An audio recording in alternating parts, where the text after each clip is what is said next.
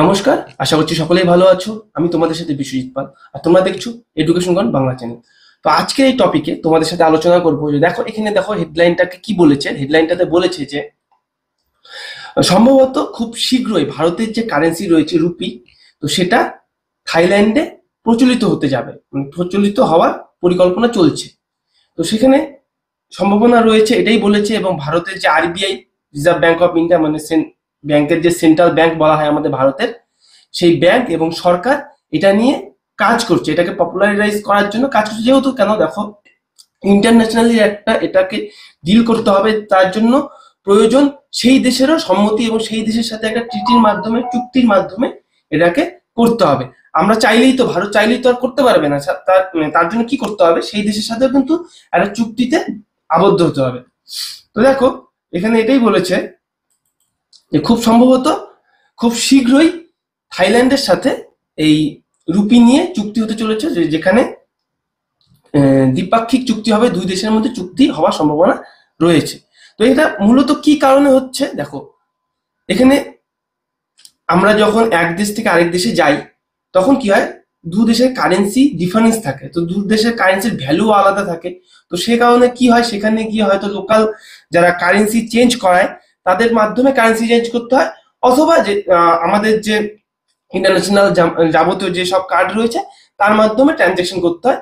ফলে কি হয়, হাই রেট অফ চার্জ সেখানে পে করতে হয়, অথবা যেখানে যে লোকাল যে আমাদের কারেন্সি চেঞ্জার, যে লোকাল বডি, যে লোকাল পিপলস গুলো রয়েছে, মানুষদের কাছ থেকে যারা এইসব কারেন্সি চেঞ্জ করায়, তারাও কি করে সঠিক ফ্রড, এক কথায় বলতে পারো বিভিন্ন রকম অনেক সময় ফ্রডেরও শিকার হয় এরকম যারা টুরিস্ট থাকে। তো এই জিনিসটাকে কমিয়ে আনার জন্য এবং আন্তর্জাতিক বাণিজ্যকে আরো সহজ করার জন্য এবং টুরিস্ট সেক্টরকে আরো প্রমোট করার জন্য এই পদ্ধতিটাকে তৈরি করা বা পদ্ধতিটাকে চালু করার চেষ্টা করছে ভারত সরকার, এবং সেটা থাইল্যান্ডের সাথে। এটাই কি ভারত সরকারের প্রথম পদক্ষেপ? না, ভারত সরকার কিন্তু এর পূর্বেও যেমন ফ্রান্সে তাদের ইউপিআই কে চালু করেছিল, ফ্রান্সে তাদের ইউপিআই কে কিন্তু চালু করেছে ভারত। এছাড়াও ভারতের পার্শ্ববর্তী দেশ শ্রীলঙ্কা, ভুটান, তারপরে নেপাল, এসব দেশে কিন্তু ইউপিআই ইতিমধ্যে চালু রয়েছে। তো ভারতের যে ইউপিআই সেক্টর, মানে ইউনিফাইড পেমেন্ট যে ইন্টারফেস রয়েছে, তো সেটা কিন্তু আন্তর্জাতিক ক্ষেত্রে এখন অ্যাকসেপ্ট হচ্ছে। ধীরে ধীরে সব দেশে আশা করা যায় এটা চালু হবে। এবং রিসেন্টলি এটাই আপডেট এসেছে থাইল্যান্ডেও, যে ভারতের যে কারেন্সি রুপি রয়েছে সেটাকে অ্যাকসেপ্ট করার জন্য। যে সেখানে কি হবে দেখো, পেইং ইন রুপি, রুপিতে পে করা থাইল্যান্ডে খুব শীঘ্রই হয়তো সম্ভব হতে চলেছে। এটাকে ইমাজিন করা হচ্ছে যে possibility of using Indian rupee to tip at beach side, মানে সমুদ্র সৈকতের যে বারগুলো রয়েছে, এবং পাটায়ার যে সমুদ্র সৈকতে যে বারগুলো রয়েছে সেখানে যে টিপ দেওয়ার জন্য, অথবা সেখানে গিয়ে লাক্সারিয়াস স্পা, মানে যেহেতু দেখো টুরিস্টরা যায় সেখানে, সেখানে এইসব তারা লাক্সারিয়াস জিনিস উপভোগ করতে চায়। তো সেখানে লাক্সারিয়াস স্পা, যেখানে ব্যাংককে লাক্সারিয়াস স্পাই রয়েছে, সেখানেও বিভিন্ন রকম যে সেখানে স্পা নেওয়ার পর তারপর বিচ সাইডে ঘোরার ক্ষেত্রে যে বারগুলো রয়েছে সেখানে গিয়ে সময় কাটানোর জন্য যে পে করতে হয়, সেই পেটাও সাধারণ অনুমান করা হচ্ছে যে খুব শীঘ্রই রুপির মাধ্যমে করা সম্ভব হবে। এখানে এটাই বলেছে, this scenario could become a reality if India successfully negotiate A currency agreement with Thailand. এটা খুব শীঘ্রই বাস্তবে পরিণত হতে পারে যদি ভারত এটাকে সাফল্যপূর্ণভাবে থাইল্যান্ডের সাথে আলোচনার মাধ্যমে সাকসেস করতে পারে। ঠিক আছে, এখানে এটাই বলেছে। তো তোমাদের মূলত কি বললাম, আমি এটাই বললাম যে কি কারণে এরকম পদক্ষেপ, আন্তর্জাতিক বাণিজ্যের ক্ষেত্রেও এটা হবে, সেই দেশের ট্যুরিজম ক্ষেত্রেও হবে।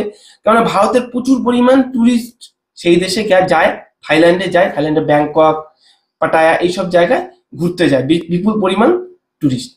তো এরা করলে পরে কি হবে, তাদের ক্ষেত্রে অনেক ইজি হয়ে যাবে, এবং সেখানেও যারা থাকে তাদের ক্ষেত্রে অনেকটা ট্রানজেকশনের ক্ষেত্রে ইজি হয়ে যাবে। এখানে দেখো পরবর্তীতে কি বলছে, the Indian government and reserve bank of India, ভারত সরকার এবং রিজার্ভ ব্যাংক অফ ইন্ডিয়া, যেটা বললো আমাদের কেন্দ্রের ব্যাংককে যে রেগুলেট করে, reserve bank of India, are exploring the possibility popularising the rupee in Thailand. ওরা সম্ভাবনা জানিয়েছে যে এটা খুব শীঘ্রই থাইল্যান্ডে পপুলারাইজ হতে চলেছে। A popular destination for India tourist and business. Thailand কি ভারতের জন্য একটি খুবই পপুলার একটা ডেস্টিনেশন, সেখানে প্রচুর পরিমাণ ভারতীয় টুরিস্ট যায় এবং বিজনেসের ক্ষেত্রেও একটি ভালো স্থান। সেন্ট্রাল ব্যাংক রিকোয়েস্ট করেছে সেই দেশের ব্যাংককে, এবং সেখানকার ট্রানজেকশন লিঙ্ক থাইল্যান্ডের সাথে যারা রয়েছে তাদের সাথেও এই চুক্তিতে আবদ্ধিত হওয়ার জন্য যেসব আর কি পদক্ষেপ নেওয়া দরকার সেই বিষয়ে আলোচনা করছে, এবং বিভিন্ন ট্রেডিং এর ক্ষেত্রেও, ইনভয়েসের ক্ষেত্রেও যাতে সুবিধা হয় সেই সব দিকেও সব লক্ষ্য রেখে আলোচনা করা হচ্ছে। They have asked for our feedback. I think there are plans of some rupees agreement arrangement with Thailand. এটাই বলেছে, দে হ্যাভ আস্কড, তারা জিজ্ঞেস করেছে, ফর আওয়ার ফিডব্যাক, আমাদের দেশকে জিজ্ঞেস করেছে আমাদের ফিডব্যাকের জন্য। তো কি হবে, দুই দেশের মধ্যে এইসব বিভিন্ন রকম পরীক্ষামূলক কাজ চালানো হবে এবং তারপরে এটা বাস্তবায়িত হওয়ার সম্ভাবনা রয়েছে। It's in the early stage, এটা প্রথমে হচ্ছে শুরুর একটা স্টেজ রয়েছে, এটা কিন্তু বর্তমান শুরুর স্টেজ, পরবর্তীতে আরো পদক্ষেপের মাধ্যমে করা হবে। একটা আমি বললাম আর হয়ে গেল এমনটা কিন্তু নয়, ঠিক আছে। ভারত এটাকে চাইছে আন্তর্জাতিক ক্ষেত্রে, যাতে দেখো আমরা যদি অন্য দেশে যাই প্রথমে আমাদেরকে রুপিকে ডলারে কনভার্ট করতে হয়, তারপর ডলারকে সেই দেশের কারেন্সিতে কনভার্ট করতে হয়। যদি আমরা লোকাল কারেন্সি, আমাদের নিজের দেশের কারেন্সিকে সেখানে চালু করতে পারি তাহলে কি হবে, সেখানে ডলারের কিন্তু চাহিদাটা কমে যাবে এবং আমাদের লোকাল কারেন্সির চাহিদাটা বেড়ে যাবে। একই পদ্ধতিতে আবার সেই দেশেরও, এই আমাদের দেশে আসলে পরে সেই দেশের যারা টুরিস্ট আছে এই দেশে আসলে পরেও সেরকম কিন্তু একটা বাইলেটারাল চুক্তি এখানে হতে চলেছে যতটা সম্ভাবনা রয়েছে। India has been attempting the internationalise the rupee recent year, বর্তমান বছরে রুপিকে, থাইল্যান্ড ছাড়াও কিন্তু বর্তমান বছরে, গত বছরে কাজ হয়েছে আন্তর্জাতিকীকরণের জন্য, with limited success. ইন্টারন্যাশনালাইজেশন involves use and holding of the local currency beyond India's border, not only the transaction between residents and non-residents, মানে সেখানকার যে রেসিডেন্স রয়েছে এবং নন রেসিডেন্স যারা যেখানকার বাসিন্দা নয়, শুধু তাদের ক্ষেত্রে ট্রানজাকশনের জন্য নয়, এটা কিন্তু residence of countries and other than India, মানে ভারতের রেসিডেন্স ছাড়াও যারা অন্যান্য যে রেসিডেন্স রয়েছে সেই দেশের যারা বাসিন্দা রয়েছে তাদের সাথেও কিন্তু লেনদেনের ক্ষেত্রে এটা হেল্পফুল হবে। এর জন্য এটাকে পদক্ষেপ নেওয়া হচ্ছে। 2023-এর মধ্যের দিকে ইন্ডিয়া সোয়াপ ডিল করেছিল ইউএইর সাথে বিভিন্ন রকম এক্সপোর্ট ইম্পোর্টের জন্য, দুই দেশের বাণিজ্যিক ক্ষেত্রে সাহায্য সুবিধা লাভের জন্য, ঠিক আছে। ইউএইর সাথে কিন্তু এর পূর্বে 2023 সালে সোয়াপ ডিল করা হয়েছিল দুই দেশের বাণিজ্য ক্ষেত্রে সহায়তার জন্য। এরকমই থাইল্যান্ডেও করার পরিকল্পনা করা হচ্ছে, কিন্তু এই বিষয়ে শিওর নয় যে থাইল্যান্ডে কতটা সোয়াপ ডিল করা সম্ভব হবে। Central bank play a crucial role in currency arrangement by acting a backstop, exchanging foreign currency for the domestic one. This installs confidence in individuals and entities of accept foreign currencies from buyers of goods and service. Goods and services বায়ারের ক্ষেত্রে এই foreign currency entities করার ফলে কি হবে, সব সুবিধা হয়ে যাবে, মানে যেটা আমি বললাম বাণিজ্যের ক্ষেত্রে সুবিধা হবে। এর ক্ষেত্রে সেন্ট্রাল ব্যাংক কিন্তু গুরুত্বপূর্ণ ভূমিকা পালন করবে। এখানে এটাই বলেছে, এখনো শিওর না যে থাইল্যান্ডের সাথে কি এই যে সোয়াপ এগ্রিমেন্ট এটা হতে চলেছে কিনা, কতটা সম্ভাবনা রয়েছে, কিন্তু সম্ভাবনা রয়েছে যে রুপিকে কিন্তু চালু করা হবে। আর সোয়াপ এগ্রিমেন্ট মেইনলি বাণিজ্যের ক্ষেত্রে, ট্রেডের ক্ষেত্রে করা হয়। আর এই যে but it is possible given the extent of travel and trade, travel and ট্রেডের ক্ষেত্রে যে চুক্তিটা করার পরিকল্পনা আপাতত রয়েছে সেটা হবে। India comprise the fourth largest group of tourists visiting Thailand, মানে ভারতের যে টুরিস্ট থাইল্যান্ডে যায় সেটা কিন্তু চতুর্থ বৃহত্তম টুরিস্ট সেখানে ঘুরতে যায়, মানে সেখানকার থাইল্যান্ডের যত সব দেশের থেকে টুরিস্টরা ঘুরতে যায় তার মধ্যে ভারত চতুর্থ স্থানে রয়েছে। তাহলে হিউজ পরিমাণ টুরিস্ট সেই দেশে ঘুরতে যায়, সেখানে ব্যাংকক দুবাইয়ের পরে, ঠিক আছে। থাইল্যান্ডের ব্যাংককে, ব্যাংকক তো থাইল্যান্ডের মধ্যে পরে, ব্যাংককে ঘুরতে যায়, surpassing Dubai as outbound travel destination India since visa রিল্যাক্সেশনের পর।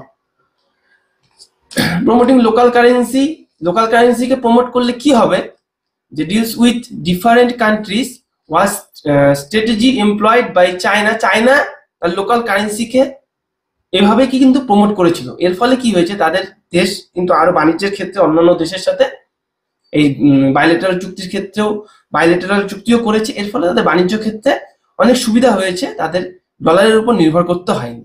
সেরকমটাই ভারতও বর্তমানে করার পরিকল্পনা করছে, ঠিক আছে।